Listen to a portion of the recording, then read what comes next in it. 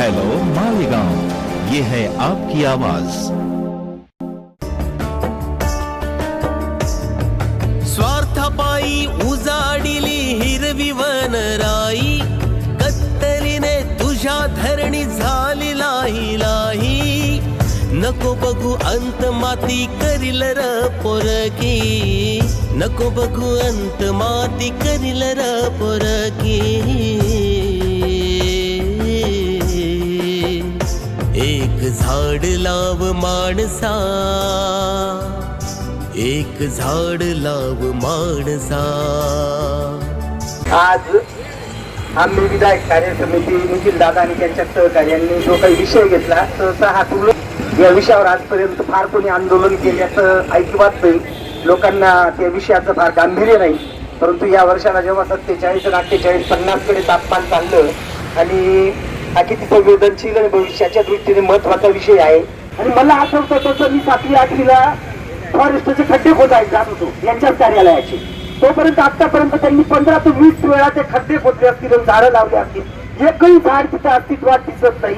हजारो कोटी रुपये यांनी खर्च केलेले असतील। जर लोक जागरूक नाही झाले तर सगळ्या समस्यांचं मूळ हे फॉरेस्ट राहणार आहे। मला वाटतं जो मंत्री होतो माझी, मला वाटतं 10 वर्षापूर्वी कोणीतरी मंत्री होते फॉरेस्ट खात्याचे, 32 कोटी कुंडतीवार 50 कोटी वृक्ष लावू। मला नाही वाटत त्यांच्या कारकिर्दीत त्यांनी 50 वृक्ष लावले। 50 कोटी वृक्षांसाठी किती कोटी खर्च केलेले असतील, 50,000 तरी वृक्ष त्यांनी दाखवून द्यावे बा या 50 कोटी पैकी। असा हा दुर्लक्षित विभाग आहे। आमच्या मेळवण, आमच्या इथून कांदुळी नदीवर मेळवण एक ठिकाण आहे। आमचे गुगुळवाड, बिलकोट, पळासदरे आणि पाडळदे या 5 गावांच्या हजारो एकर जमीन ओलिताखाली जाणार आहे। एका धरणासाठी मी 20 ते 25 वर्षापासून आंदोलन करतोय। पुष्पाताई होत्या, प्रशांत दादा होते, साहेबही होते। साहेबांचा प्रचारही यावेळेस मी त्याच कारणासाठी केला होता, मेळवणचं धरण बांधून देऊ। साहेब म्हणजे थोडं छोटं दाखवू, आपण प्रत्यक्षात मोठं बांधू, काहीतरी करू ऍडजस्ट म्हणजे हरकत नाही। तर मूळ कारण असं दाखवतात की फॉरेस्ट खाली जमीन आहे। आता नियम कायदा असा आहे, फॉरेस्टची जर जमीन असेल तर तेवढी जमीन फॉरेस्टला राज्य शासनाने दुसरीकडे द्यावी, तेवढी जमीन, किंवा त्या जमिनीच्या मोबदल्यात एस्टिमेट तयार करून तेवढे पैसे शासनाने फॉरेस्टला द्यावे। त्याचं ऑफिस नाशिक, नाशिकहून नागपूर, नागपूरहून भोपाळ आणि तो दिल्लीला प्रस्ताव जातो। साहेबांना म्हटलं केंद्रात सरकार तुमचं, राज्यात सरकार तुमचं, मीच कागद हलवतो आणि ते धरण करा। हजारो शेतकरी आमचे अतिशय वंचित, अतिशय दारिद्र्यात 18 जीवन जगतात। त्या लोकांचा जीवन मरणाचा प्रश्न आहे, परंतु अनेक कारण देतात आणि त्या धरणाला अजूनही काही मुहूर्त लागेल असं वाटत नाही। माझ्याकडे ग्रामपंचायतची 40-50 एकर जमीन आहे। मी त्यांना म्हटलं मी ती जमीन द्यायला तयार आहे, परंतु धरण बांधा।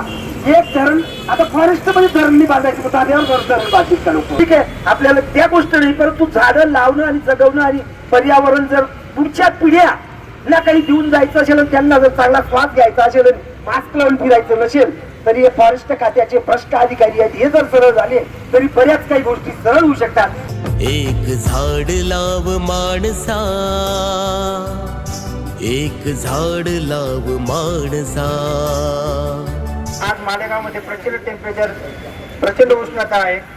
आज डॉक्टर सुद्धा सांगतात की 12 ते 5 बाहेर निघू नका, थांबलं पाहिजे। आपल्या मालेगाव तालुक्यात अनेक आंदोलनं झाली, परंतु आपण 5 मिनिटं जर श्वास नाही घेतला किंवा 5 मिनिटं आपल्याला ऑक्सिजन नाही मिळाला, आपला मृत्यू होऊ शकतो। म्हणजे साक्षात आपण मृत्यूशी खेळतोय, म्हणून कुठेतरी थांबलं पाहिजे। आणि वन अधिकारी जे आहेत त्याच्यामध्ये जे चांगले अधिकारी, त्यांच्याबद्दल आमचं काही म्हणणं नाही, परंतु जे भ्रष्ट आहेत त्यांच्या आशीर्वादाने जे वृक्षतोड होते त्यांच्यावर कठोर कारवाई झाली पाहिजे। आम्ही मालेगाव विधायक संघर्ष समितीने आज जे आंदोलन उभारलेलं आहे, ते आंदोलन आपल्या एकट्याचं नसून हे पूर्ण मालेगाव वासियांच्या भविष्यासाठी आणि जीवन मरणाचा विषय आहे। त्याच्यामुळे सगळ्यांनी सामील झालं पाहिजे आणि इथले जे काही अधिकारी आहेत यांची सखोल चौकशी करून यांना निलंबित किंवा निलंबन न करता यांना बडतर्फ केलं गेलं पाहिजे, त्याच्याशिवाय हे लोक सुधारणार नाही। एक झाड लाव माणसा। खरं म्हणजे मी राष्ट्रवादी काँग्रेसचा आहे, महायुतीत आहे, सत्तेत आहे आम्ही, परंतु हा विषय चांगला असल्यामुळे मी आज या आंदोलनाला खरं म्हणजे आलेलो आहे। कारण की आपण जर बघितलं तर नाशिकला अक्षरशः झाडांची जी कत्तल होत आहे, तर तिथं झाडं तोडू दिले जात नाही म्हणून रात्रीचं त्या झाडांना ऍसिड टाकलं आणि ऍसिड टाकून ते झाडं मारण्यात येत आहे। म्हणजे कुठेपर्यंत आपले विचार गेले आणि काय चाललंय हे सगळ्या गोष्टी बघण्यासारख्या आहे. तसं मागे मालेगावला तरुवाई यांनी खूप चांगल्या पद्धतीने झाडं लावले. खरं म्हणजे त्या टीमचं आपण कौतुक केलं पाहिजे, कारण की जिथं जिथं गरजेचं होतं, झाडं नव्हतं, तिथं त्यांनी ते वृक्षारोपण केलं. आणि या आंदोलनाला म्हणूनच आज पाठिंबा देण्यासाठी मी इथं आलेलो आहे. एक झाड लाव माणसा. वन अधिकारी जर असतील तर मालेगाव तालुक्याची परिस्थिती अशी आहे की ते ठराविकच व्यक्तीच ऐकतात आणि कार्यालयात वेळेवर हजर नसतात. आज जर अशी परिस्थिती आहे, जर आपला अवकाळी पाऊस पडतो, याला कारणच निसर्गाची हानी होत चालली दिवसेंदिवस दादा. जरी आणि आपण सगळे मिळून जर थांबवू शकलो तर निश्चितच आपला येणारी पिढी आणि येणार आपलं जे भविष्य आहे ते उज्ज्वल आणि सुखकर होऊ शकतं. एक झाड लाव माणसा. झाडे जगवा, झाडे लावा. मोठमोठे बजेट या जिल्ह्यात, या तालुक्यात, या महापालिका क्षेत्रात टाकलं जातं. त्या बजेटचं काय होतं?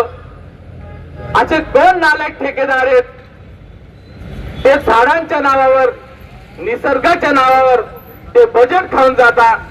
याला जबाबदार कोण? तुम्ही या मोठ्या लोकप्रतिनिधींनी लक्षात ठेवा, तुम्ही या तालुक्याच्या, जिल्ह्याचा, या वन विभागाचा तुम्ही वैभवचं खच्चीकरण करताय, वैभव नष्ट करताय. तुमचे गांडू बांधू या जमिनीची फेरफार करतायत, त्या जमिनीवर अतिक्रमण करतायत. तुमचे लाभार्थी जर शोधले, माहितीचा अधिकार टाका आणि माहिती घ्या. तुमच्या लाभार्थ्यांकडे काही हजारो एकर जमीन या वन विभागाची तुमच्या लोकांजवळ आहे. या 15 वर्षाच्या कालखंडात या वन विभागाची जमीन जेवढी नष्ट केली, याचे जबाबदार तुम्ही आहात. एक झाड लाव माणसा.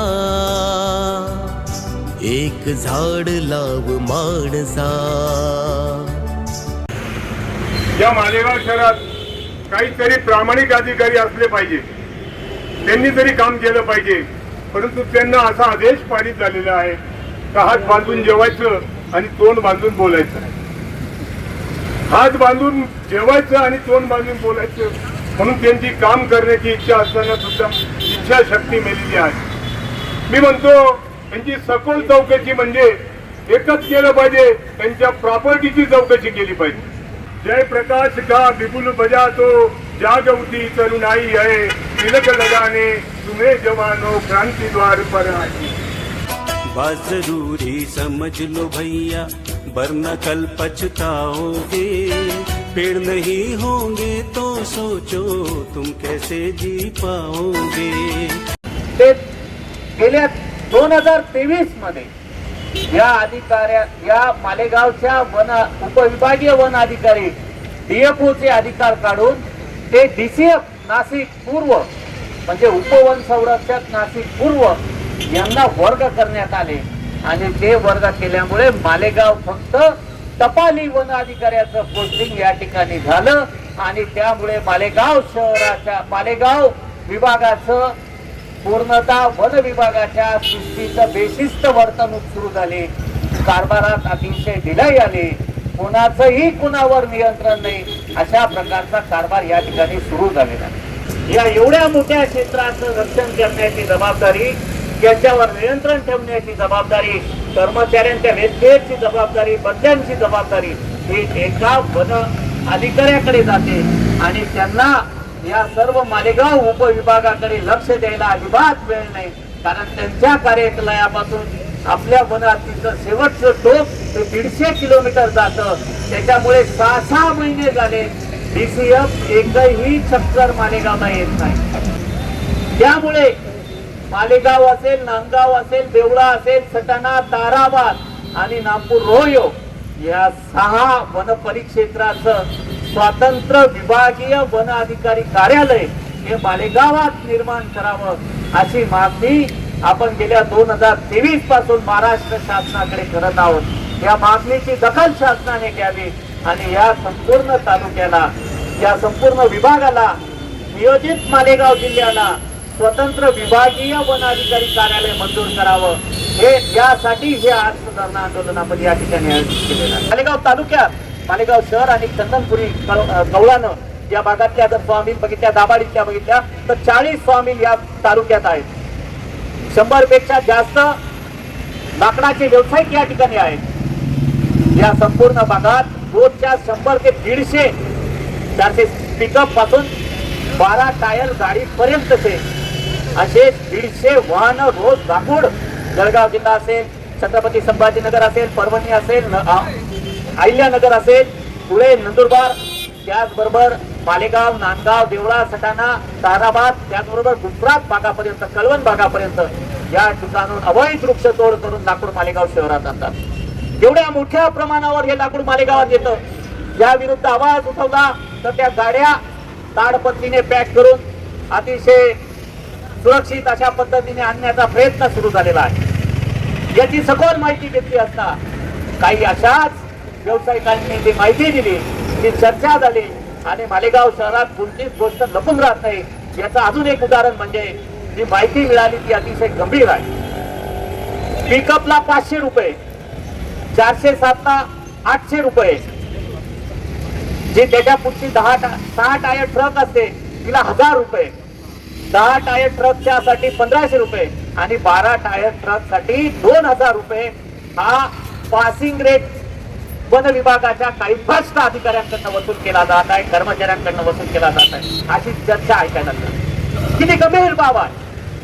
सॉमिल मध्ये अनुसूचित नसलेलं किंवा ज्यांना परवानगी नाही असं लाकूड तोडण्यासाठी, त्या लाकडावर प्रक्रिया करण्यासाठी किंवा सॉमिल तपासू नये याच्यासाठी दरमहा हप्ता वसूल केला जातो, तो देखील काही हजाराचा. अतिशय भ्रष्टाचार. मालेगावच्या इतिहासात जर स्वर्ण अक्षरांनी जर कोणतं नाव लिहायचं असेल तर ते भ्रष्टाचाराचं वन विभाग असंच नाव लिहावं लागेल, असं मला या ठिकाणी प्रामुख्याने नमूद करावं. बात जरूरी समझ लो भैया, वरना कल पछताओगे. पेड़ नहीं होंगे तो सोचो तुम कैसे जी पाओगे. बात जरूरी समझ लो भैया, वरना कल पछताओगे. पेड़ नहीं होंगे तो सोचो तुम कैसे जी पाओगे. हेलो मालेगांव, ये है आपकी आवाज.